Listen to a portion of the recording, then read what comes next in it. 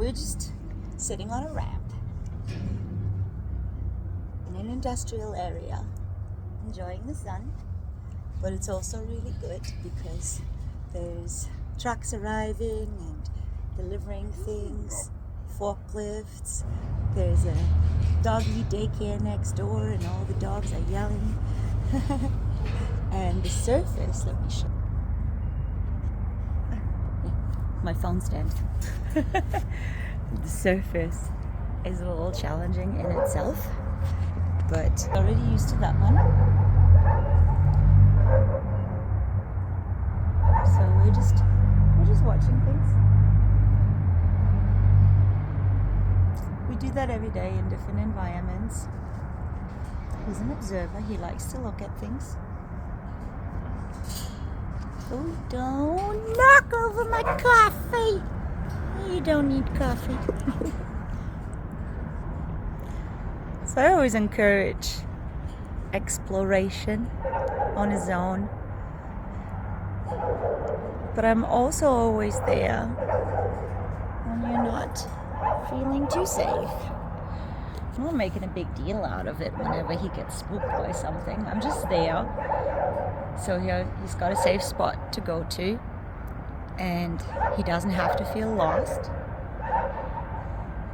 It's a fine line for me. I don't like babying them, especially if nothing really happened. I'm not making a big deal out of things, but yeah, he's mine. But I also don't like to leave them feeling like they don't have a safe spot that they can come back to. Safe spots for me are important. It tells me a lot about what kind of support the dog needs, how much support the dog needs. If we just take them out and they don't have a safe spot to come back to, it's complete overwhelm, right? You have your safe spot. You can go home, you can close the door, and you can decompress from the world. When you're outside, you can remove yourself from things that are stressful. When the dog experiences a lot of different stressors, could be surfaces, sounds, dogs, smells, so many things, right? Where are they going to go when we're out and about? If you're not a safe spot, what is? It's really important that you come reassuring safe spot without confirming to them that things are scary. There's nothing scary here right now. There's no predators that are trying to eat us. There's nothing that is actively trying to kill us right now. But investing time into hanging out with your young dog or even insecure dog, it's really important. A lot of people forget about things like this, and that's the difference between ending up with a really nice solid dog that doesn't react too much, because most things don't really have a meaning to them, but they have to experience and learn that they don't have meaning. You know it. You know that looking at a forklift isn't important to you, and what a safe distance is and what the forklift is going to do. Dogs don't know that. They don't grow up knowing what a forklift is. So we need to give them time to observe all of that. A lot of people forget about that, and they prepare the dog in the sense of, well, here's a harness or collar or whatever you walk your dog on. I've got treats, sitting down, and let's go outside. And then the dog is just expected to be okay with all of that and still be able to listen to us. And the dog goes, holy shit, there is 50 million things that I haven't seen before.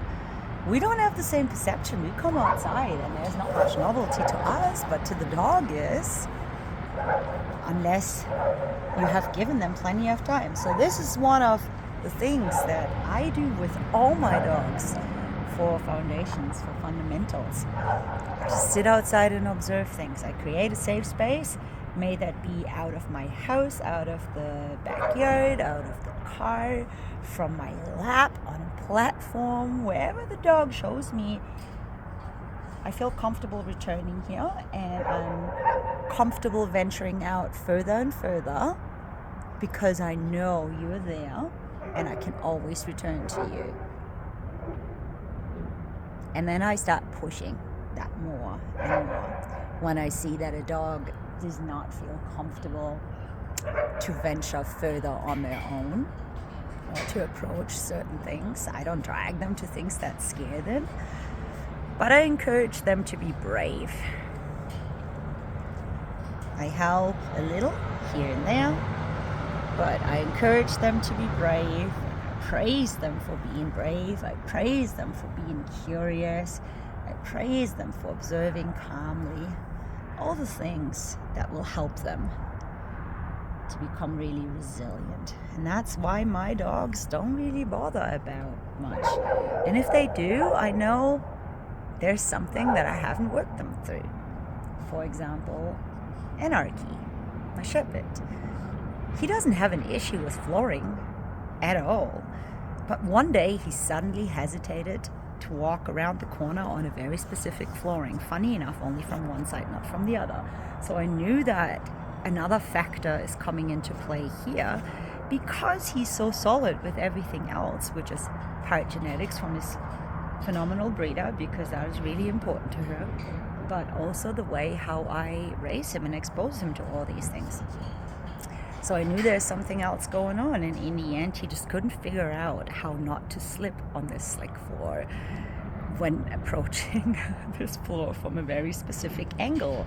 He just couldn't figure it out, which is just due to his overexcitement often and not being willing to slow down pretty much ever. But if you haven't exposed your dog to any of these things, how would I know right now if it is the flooring or the dogs barking in the distance, the people, the vehicles, the forklifts, the sounds? I wouldn't know, and then you just end up with a frantic dog, and suddenly the dog reacts to something and you think it is solely and purely that one trigger, and no, it's not. It's a lot. So, man, it's the perfect time now. It's the perfect time. Get your dogs out. Oi! Don't eat tape! Did you find a toy? Oh my goodness.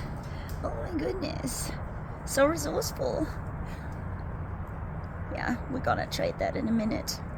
I know you don't ingest things at the moment, so we're pretty good. He just likes to carry things around. So get out there. Get out there. Look at things. Help your dogs be brave. Help your dogs be confident. Go with their level of, confidence and security. Remember, distance and time. Distance and time either increase or decrease triggers.